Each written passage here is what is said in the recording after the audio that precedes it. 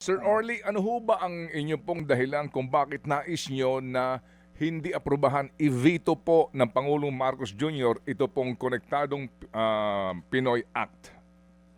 Okay. Ah, Alam mo, yung Konektadong Pinoy Act, nung una namin nakita yung bill na to nung pinopropose to, mukhang maganda siya kasi alam natin kailangan natin lahat ng connectivity. Dahil sa buhay ngayon, no, digital na lahat, mula ng pandemya, kailangan natin to at lahat ng negosyo very dependent on this. No?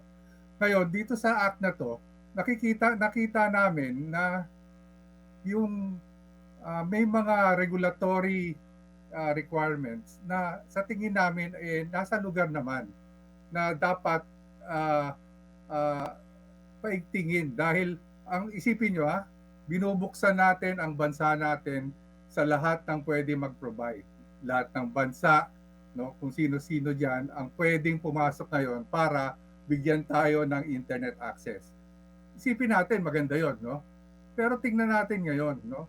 Nakita natin na napakaraming scam, napakaraming hacking, lalo nga ngayon, alam ng gobyerno yan kung kaano karami, ilan libong attempts para i-hack ang ating mga gobyerno, ang ating mga establishmento, no? Ngayon, isipin nyo, ngayon pa lang nangyayari yan. Tapos, bubuksan natin ng napakaluwag dahil doon sa sinabi naming statement, tila nawalan ng regulatory oversight ang mga pagpasok ng ganitong klaseng mga provider, no. Ngayon, ang anong ibig sabihin? Kasi isipin niyo, no, ang digital infrastructure should be considered as critical infrastructure. Kasi lahat na magbayad tayo, puro online na, no? Kung bumili tayo, karamihan online. Lahat ng transaksyon, lahat ng negosyo, hindi mabubuhay ngayon yan dahil lahat tayo, dito na tayo nagdidepende. Ito ang ating kasama sa buhay at negosyo.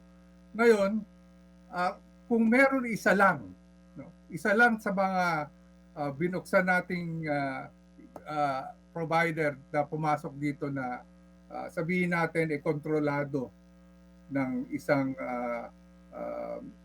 party na gustong gumawa ng hindi magandang bagay dito sa atin katulad ng yung katulad ng kinento ko sa aking statement. Isa lang diyan, halimbawa, ang pumasok maka-hack ng ating mga government agencies tapos at saka mga bangko tapos isang araw biglang mawalan tayo lahat ng payment system.